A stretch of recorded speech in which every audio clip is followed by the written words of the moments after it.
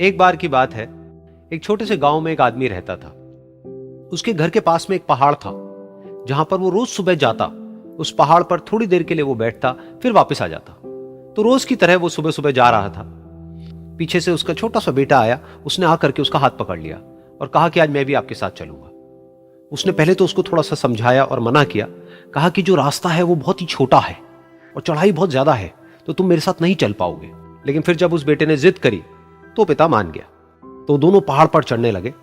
पिता ने बेटे का हाथ कस के पकड़ा हुआ था। लेफ्ट साइड में पहाड़ थे, राइट साइड में खाई थी और रास्ता बहुत ही छोटा था। और वो पहाड़ की चोटी तक पहुंचने ही वाले थे, तभी रास्ते में एक बड़ा सा पत्थर आया। क्योंकि पिता उस रास्ते पर रोज आता था, तो उसको पता था कि वहां पे पत्थर है, तो वो साइड से निकल गया।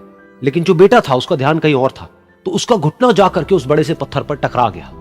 तो फिर उस बच्चे के मुंह से एक चीख निकली। और जैसे ही वो चीखा, उसकी आवाज उन पहाड़ों में गूंजने लगी।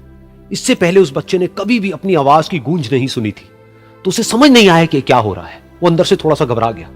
उसे लगा कि शायद कहीं कोई है जो छुप करके उसको देख रहा है और उसका मजाक उड़ा रहा है। फिर उस बच्चे ने बोला, कौन हो तुम?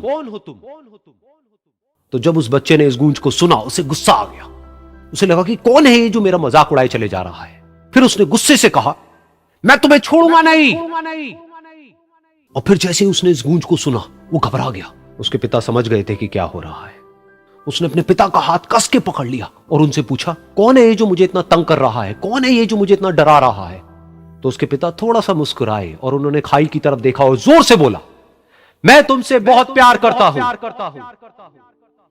ये सुनकर वो बच्चा हैरान हो गया। उसे समझ नहीं आया कि हो क्या रहा है, कि वही इंसान जो उसका मजाक उड़ा रहा है और उसको तंग कर रहा है, वो उसके पिता को बोल रहा है कि मैं तुमसे बहुत प्यार करता हूं।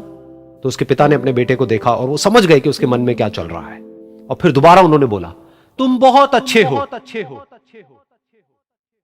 और ये सुनकर उनका बेटा भी थोड़ा सा मुस्कुराया और पूछा अपने पिता से कि ये क्या हो रहा है। और फिर उसके पिता ने अपने बेटे को समझाया, ये जो आवाज तुम सुन रहे हो ना, ये किसी और की नहीं है, ये तुम्हारी ही आवाज है जो कि पहाड़ों में गूंज रही है और तुम्हें अपनी ही आवाज सुनाई दे रही है।